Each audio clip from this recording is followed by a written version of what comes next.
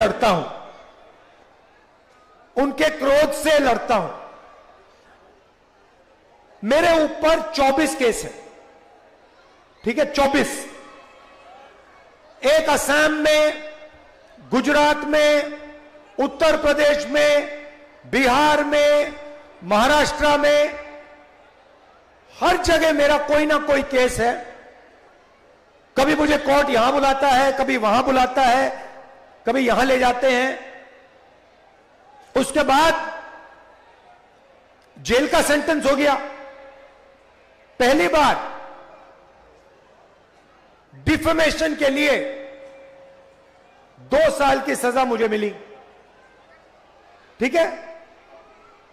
उसके बाद मेरी लोकसभा की सदस्यता रद्द कर दी।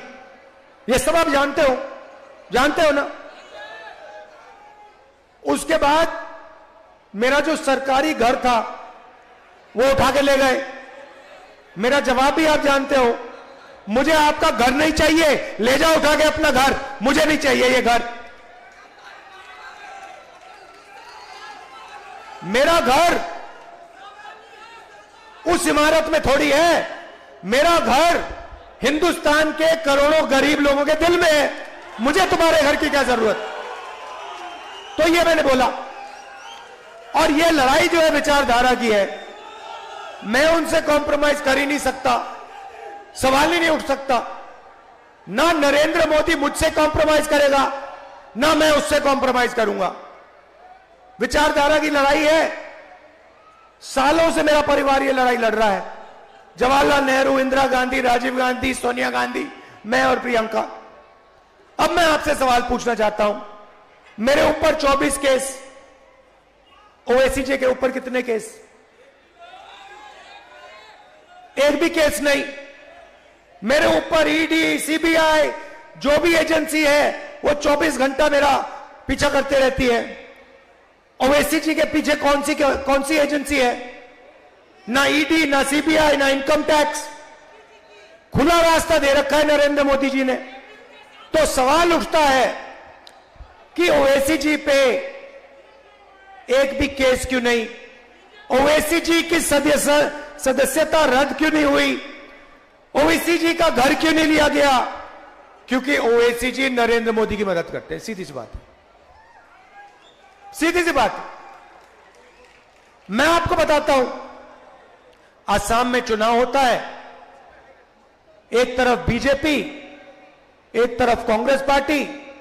वहां पे एमआईएम का कोई वोट नहीं है, एकदम एमआईएम आती है, बीजेपी से कैंडिडेट की लिस्ट लेती है और कहती है भैया हमें बताओ आपके लिए कौन से कैंडिडेट हम खड़ा करें।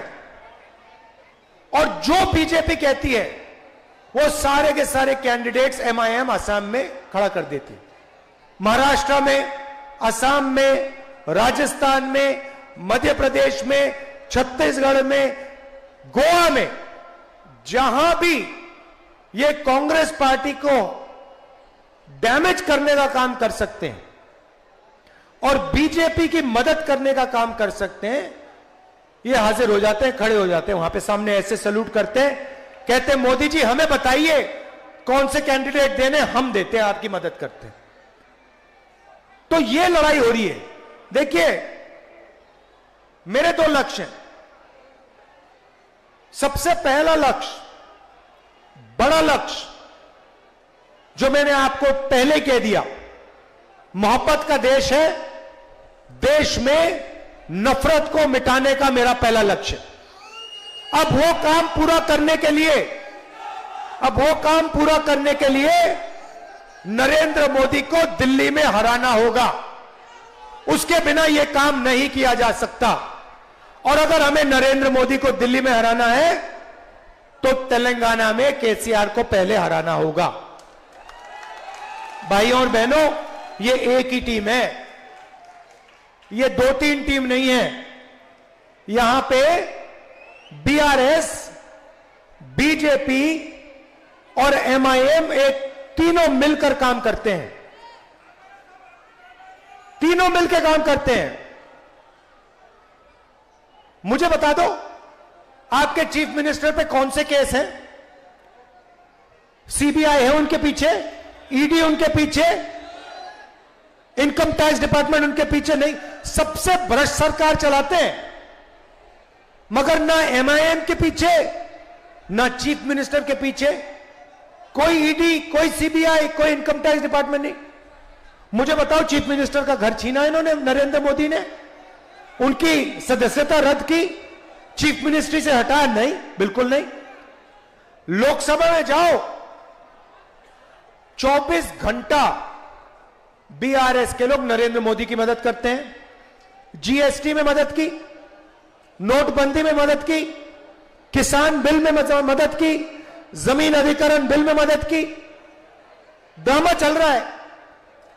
बीजेपी उनकी यहां मदद करती है, ये उनकी वहां मदद करते हैं, और एमआईएम जहां भी बीजेपी उनकी मदद करती है।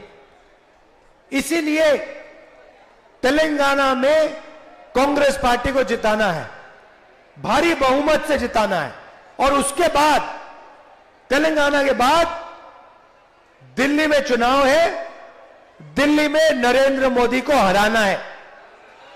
ये दो लक्ष्य हैं। अब तेलंगाना में आपके चीफ मिनिस्टर ने दोराला सरकार चला रखी है, हम प्रजाला सरकार चाहते हैं। दोराला सरकार मतलब चुने हुए लोगों को पूरा का पूरा फायदा देना। किसी भी सरकार में 2-3 जगह से पैसा बनता है, 2-3 जगह सबसे ज्यादा भ्रष्टाचार होता है, शराब, जमीन और रेत। तीनों मिनिस्ट्रियां केसीआर ने अपने रिश्तेदारों को दे रखी हैं।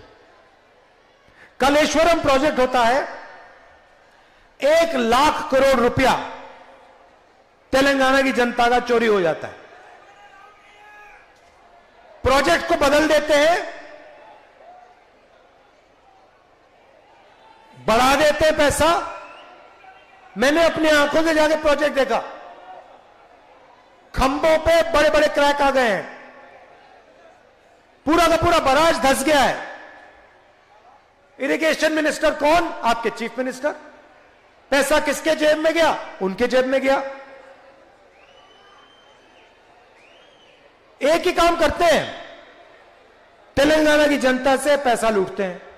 धारिनी पोर्टल कहते हैं कि कंप्यूटराइजेशन लाएंगे, उसके बहाने करोड़ों लोगों से जमीन छीन ली। 20 लाख लोगों से सीधा उन्होंने जमीन छीन ली। कंप्यूटराइजेशन किया, जो जमीन उनको अच्छी लगी ले गए, अपने मित्रों को, अपने रिश्तेदारों को दे दी। यह है इनकी सरकार।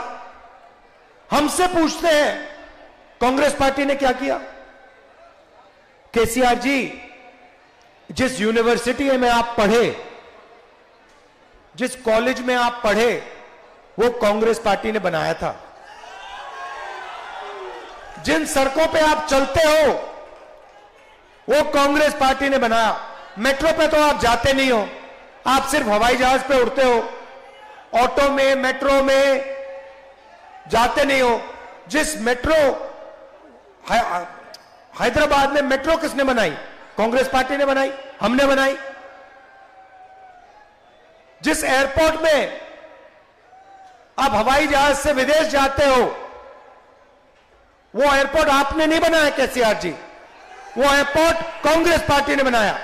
और जिस हैदराबाद से आप करोड़ों रुपए चोरी करते हो, उस हैदराबाद को इंटरनेशनल सिटी, दुनिया का सबसे मशहूर आईटी सिटी कांग्रेस पार्टी ने बनाया केसीआर जी। बात समझिए आप। अब आपका टाइम खत्म हो गया है यहां पे, अब बाय बाय केसीआर का टाइम आ गया है। कुछ ही दिन में केसीआर जी की यहां पे बाय बाय हो जाएगी। और हमने 6 गारंटी दी है। दोराला सरकार को प्रजाला सरकार में बदलने वाली गारंटी। सबसे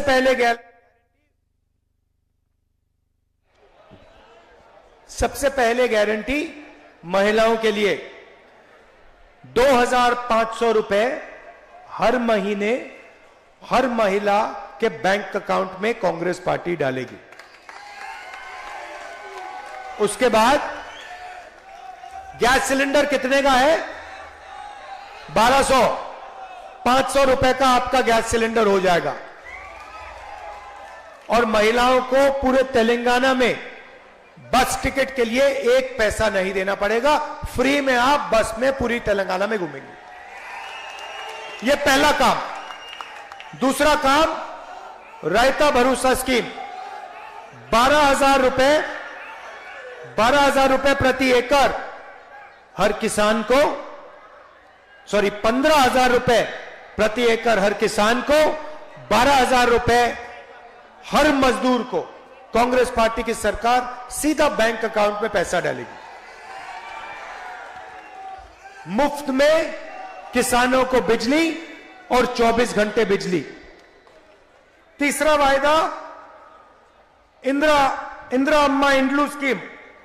तेलंगाना में बहुत सारे लोग हैं जिनके पास घर नहीं है। आपके चीफ मिनिस्टर ने उनकी जमीन छीनी, उनका घर नहीं बनाया, झूठे वायदे किए।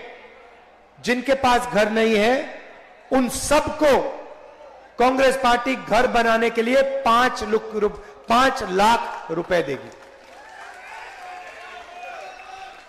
गृह ज्योति स्कीम में 200 यूनिट फ्री बिजली के, 24 घंटा बिजली। युवा विकासम स्कीम में हर मंडल में Telangana international school, private school से अच्छा सरकारी स्कूल, जिसमें हम हाई क्वालिटी की अंग्रेजी सिखाएंगे। तेलंगाना के हर बच्चे को हम इंग्लिश सिखा देंगे कि आप आईटी सिटी का फायदा आपको भी मिले। यह नहीं कि सिर्फ अदानी जी के बच्चों को आईटी सिटी का फायदा मिले, तेलंगाना के हर युवा को, हर बच्चे को आईटी सिटी का फायदा मिले, अपना बिजनेस चला पाए, फॉरेन टूरिस्ट से बात करे, फॉरेन कंपनीज में काम कर पाए। तो अंग्रेजी एक तरीके की चाबी है जो हम आपके हाथ में डालना चाहते हैं। चौथा स्कीम में 4,000 रुपए जो हमारे बुजुर्ग लोग हैं, जो हैंडीकैप लोग हैं और जो विधवा हैं, हर महीने सीधा 4,000 रुपए इनके बैंक अकाउंट में हमने डालने का काम करना है। देखिए, जो भी चीफ मिनिस्टर बनेगा, मैं साफ उसको एक बात कह दूंगा। मैंने सिद्धरमैया जी से बात बोली, बघेल जी से बोली, गहलोत जी से, सुक्खू जी से, और वही मैं तेलंगाना के चीफ मिनिस्टर से कहूंगा।